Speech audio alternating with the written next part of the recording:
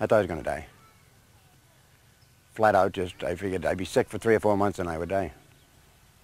And until you get in that position, there's no way that it's, for me, that it's describable. The only person that I trusted was my doctor, and to have my doctor walk into the room and say, I'm going to give you the choice to just end all of this right now. And it's a lot easier to push people out of the picture than to actually get involved with them and suffer with them, which, by the way, is what the word compassion means. It means to suffer with. If you kill somebody, there's no with. You're not compassionate if somebody's dead. And now we're telling people that because you have a terminal illness, you need to take some drugs and get out of this world before it's your time? I definitely could have been talked in to killing myself because, I had lows that low. 3 years ago, Denny Brace was told he had just 1 year to live. He still carries the cancer that may someday end his life. There's always hope. And nobody knows. Nobody knows who's going to live. Nobody knows who's going to die. In 1985, Kelly Markham was told she had just 6 months to live and that her left leg would have to be amputated at the hip. Jim Curley was told he had inoperable cancer and only 3 months to live. It's hard to describe the feeling one gets when you know that you may only have a certain time to live. It's really hard for me to bring out my my true feelings from my heart. How I think I felt sorrier for my family than I did for myself. Donna Howell is a hospice nurse who has devoted her life to the care of the terminally ill. And there is a certain dignity to dying. I mean, I know it sounds incongruous because within hospitals there's not much dignity. But in the home setting and in hospice settings, it often can be very dignified and very, we talk about this, the so-called beautiful death, and I have witnessed many of them. Dr. Robin Bernhoft is a board-certified surgeon, a Harvard National Scholar, and a specialist in liver and pancreatic surgery.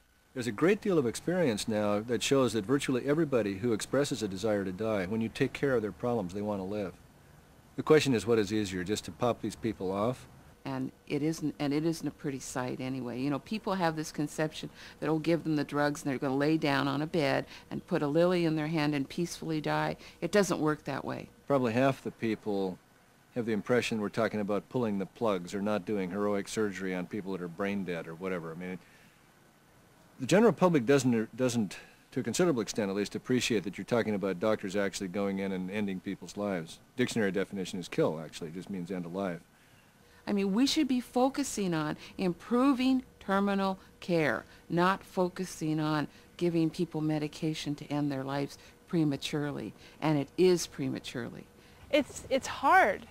Having a terminal diagnosis is just a very difficult thing.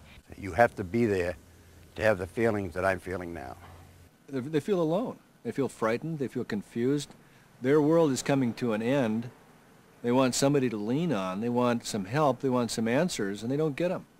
They're just left out in the cold. They don't even get pain medicine, which is the easiest thing to do. When this all came down on me, it was, I mean, it changed my life completely, yeah. I wasn't Denny anymore. I had to change.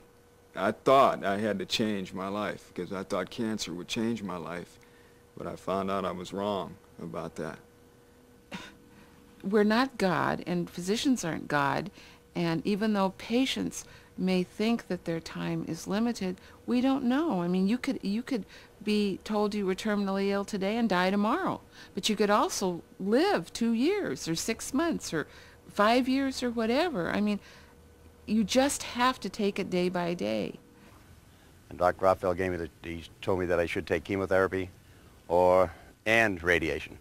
And I said, well, I don't want chemo because anybody I see never take chemo, your hair falls out, you look lousy, and you die. And I wasn't worried about the hair because I didn't have any. And I said, supposing I don't do this. He said, well, how about 3 months? I said, well, let's talk a little bit more about chemo.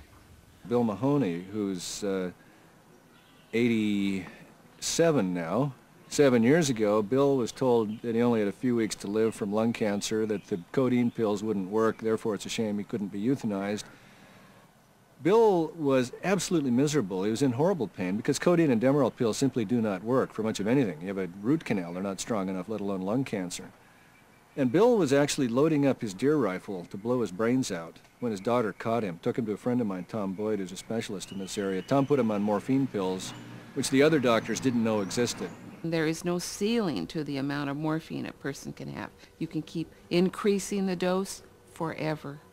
And what a blessing that is to people, because not only can you keep increasing the dose, but by doing that you stay ahead of their pain. This guy is still alive, still doing just fine. He goes out whitewater fishing. He's got a new girlfriend. He's doing very well. He'd have been dead 7 years ago. What do they call the person that graduates last in this medical school? They call them doctor. So mistakes can be made. They're human. If I had been forced to make that choice, I think I would have taken it. It's because of the depression that I felt when I was given that diagnosis. I was very angry when I was told, and I don't even like to talk about, you know, how long or what the actual diagnosis was, because it was ridiculous. Why talk about that? Because it didn't happen. And if I were told that again, I'd say, well, let's just try to live then. Believe me, unless you're in my position, you can't understand how frightening a cancer institute is, especially when it's you going there to be diagnosed. It's frightening, okay? I got there, I got to where I was supposed to be. I walk in this room, there's like 50 people there in front of me, all waiting to see this one doctor. They're all there, you know, looking for a miracle. They're all dying. They're all looking for a miracle, as I was. So I sit there for about 2 hours, and I finally, you know, it's my turn. I walk in, and what I get is this Dr. Douglas and 2 other doctors. Now they're walking around, they're poking me, and they're looking at my charts. And they're doing everything except kicking my tires, you know. They're doing all this. Now, this goes on for 10 minutes. And after 10 minutes, he takes out his pad and he writes out a prescription for chemotherapy that I'm supposed to take back to my doctor in Youngstown, because that's where I'm going to do the chemo. So I said, Doc, I said, what do you think? He says, well, you know, he goes, I don't know. I said, what do you think it's going to help me? This chemotherapy, is it going to help me? He said, oh, it might. I mean, just like that, it might, you know, nonchalantly, like I'm not even there in this room with him.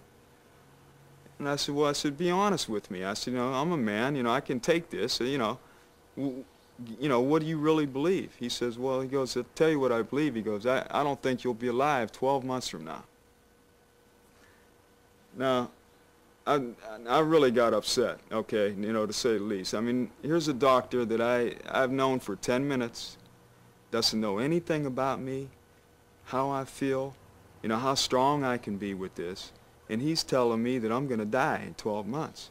You know, I made up my mind in that office in Buffalo, New York 3 years ago that I was going to live. And I was never, ever, the rest of my life, going to let anyone tell me I was going to live or die.